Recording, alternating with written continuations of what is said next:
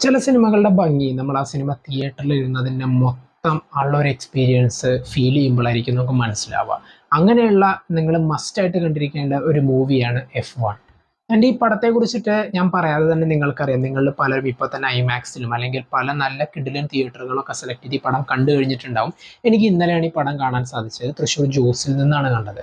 പടത്തിൻ്റെ തുടക്കത്തെ ഷോട്ട് തൊട്ട് അവസാനം വരെ അവർ പറയാൻ ഉദ്ദേശിച്ചിട്ടുള്ള ആ തീമിനെ വളരെ നൈസായിട്ട് തന്നെയാണ് അവർ ഹാൻഡിൽ ചെയ്തിട്ടുള്ളത്.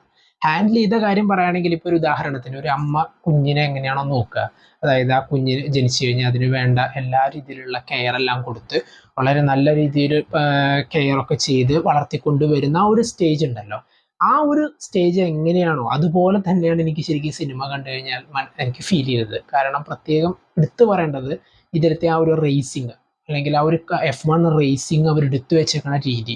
ശരിക്കും പറഞ്ഞാൽ നമ്മൾ ആ ഒരു റേസിംഗ് കാറിൻ്റെ ഉള്ളിലിരുന്ന് നമ്മളത് ഡ്രൈവ് ചെയ്യുന്ന പോലുള്ളൊരു ഫീല് കൊണ്ടുവരാന്ന് പറഞ്ഞാൽ അതൊരു എളുപ്പമുള്ള കാര്യമല്ല.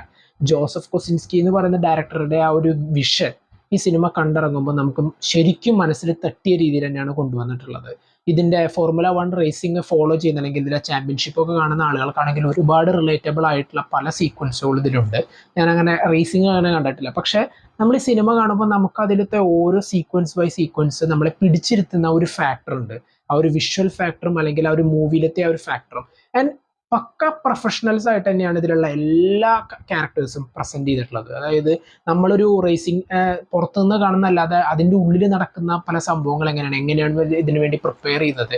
ഇപ്പോൾ ഒരു ഉദാഹരണം പറഞ്ഞ ഒരു സ്പോർട്സ് മൂവി നമ്മൾ കാണുകയാണെങ്കിൽ ആ ഒരു സ്പോർട്സ് മൂവിയിൽ വളരെയധികം എങ്ങനെയാണോ അതിൻ്റെ ഓരോ സ്റ്റേജുകൾ ട്രെയിനിങ് അതിന് വേണ്ടി ഉള്ള മറ്റുള്ള പ്രിപ്പറേഷൻസ്, ഇങ്ങനെയുള്ള കാര്യങ്ങളൊക്കെ പറഞ്ഞിട്ടാണ് പോവുക. ആൻഡ് ഇതിലും അതെ, തുടക്കം തൊട്ട് അവസാനം വരെ ബ്രാഡ് പിറ്റിൻ്റെ ആ ഒരു ക്യാരക്ടറും അതുപോലെ തന്നെ ഡെസ്മോണ്ട് ലിറ്റിൽസിൻ്റെ ആ ഒരു ക്യാരക്ടറും ആൻഡ് മറ്റേ ആക്ടറിൻ്റെ ആ ഒരു ക്യാരക്ടറും, ഇവരുടെ രണ്ടുപേരുടെയും ആ ഒരു റോളുകൾക്ക് ഈക്വൽ ഇമ്പോർട്ടൻസ് കൊടുത്തിട്ട് തന്നെയാണ് പടം മുന്നോട്ട് പോയിട്ടുള്ളത്. അതിന് സിനിമയിൽ പലയിടത്തും നമ്മൾ കണ്ട് ശീലിച്ചിട്ടുള്ള ഒരു സ്റ്റോറി ലൈനിൻ്റെ പല ഷാഡോസും നമുക്ക് കാണാൻ സാധിക്കും. പക്ഷേ ഇതിനെ പിടിച്ചിരുത്തുന്നത് ഇതിൻ്റെ മേക്കിംഗ് സ്റ്റൈൽ തന്നെയാണ്. എൻ്റെ വാർണർ ബ്രോസ് ആപ്പിളിൻ്റെ ഒരു മൂവി ആദ്യമായിട്ടാണ് ഇങ്ങനെ ഒരു തിയേറ്ററിലേക്ക് റിലീസായിട്ട് കൊണ്ടുവരുന്നത്. ആൻഡ് അതിനുള്ള എല്ലാ ടോപ്പ് നോച്ച് ക്വാളിറ്റിയും ഇതിൽ അവർ കൊണ്ടുവന്നിട്ടുണ്ട്.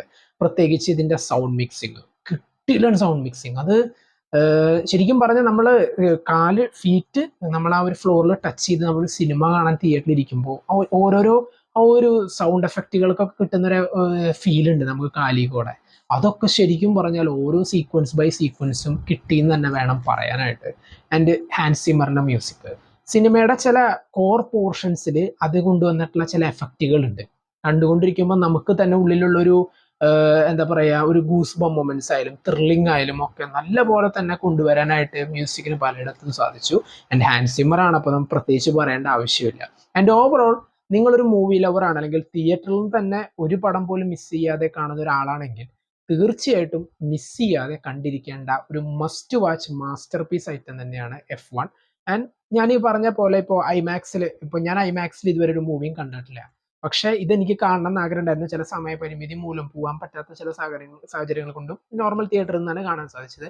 പക്ഷെ നിങ്ങൾക്ക് ഇത് ഐമാക്സിൽ നിന്ന് തന്നെ കാണണം എന്നുള്ളൊരു ഉറച്ച ഒരു തീരുമാനത്തിലാണ് നിൽക്കുന്നതെങ്കിൽ അതൊരിക്കലും നിരാശപ്പെടേണ്ടി വരില്ല. കാരണം ഇങ്ങനെയൊക്കെയുള്ള പടങ്ങളായിരിക്കണം ഐമാക്സിൽ നിന്ന് കണ്ട് എക്സ്പീരിയൻസ് ചെയ്യേണ്ടത്. ആൻഡ് നിങ്ങളുടെ തൊട്ടടുത്തുള്ള നല്ലൊരു തിയേറ്ററിലൊക്കെ സെലക്ട് ചെയ്ത് പോയി കാണാം. ആൻഡ് അതിനേക്കാൾ മുമ്പ് എനിക്ക് നിങ്ങളോട് പറയാനുള്ളത്, നിങ്ങളൊരു സിനിമ കാണാൻ പോകുമ്പോൾ നിങ്ങൾക്ക് പല തിരക്കുകളും ഉണ്ടാവാം. അതായത് ഇപ്പോൾ നിങ്ങളുടെ പേഴ്സണൽ ആയാലും അല്ലെങ്കിൽ മറ്റുള്ള പല ഒഴിച്ചുകൂടാൻ പറ്റാത്ത കാര്യങ്ങളുണ്ടാവാം. ശരിക്കും ഒരു സിനിമ നമ്മൾ പൂർണ്ണമായിട്ടും എൻജോയ് ചെയ്യുന്നത് നമ്മുടെ ആ ഒരു സിനിമ കാണാനായിട്ട് സെലക്ട് ചെയ്യുന്ന ഒരു ടൈമുണ്ട്.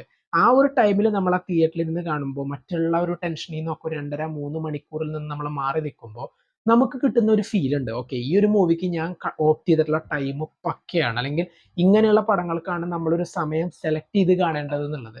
ആൻഡ് അത് നിങ്ങൾക്ക് തീർച്ചയായിട്ടും ഓഫർ ചെയ്യുന്ന ഒരു മസ്റ്റ് വാച്ച് അല്ലെങ്കിൽ ഒരു മസ്റ്റ് മൂവി എക്സ്പീരിയൻസ് തന്നെയാണ് F1. എന്തൊക്കെയായിരുന്നു നിങ്ങൾക്ക് പടത്തെക്കുറിച്ചുള്ള അഭിപ്രായങ്ങൾ കമന്റ് ബോക്സിൽ നോട്ട് ചെയ്യുക. കാണാത്തതുണ്ടെങ്കിൽ മസ്റ്റ് ആയിട്ട് തന്നെ കാണുക.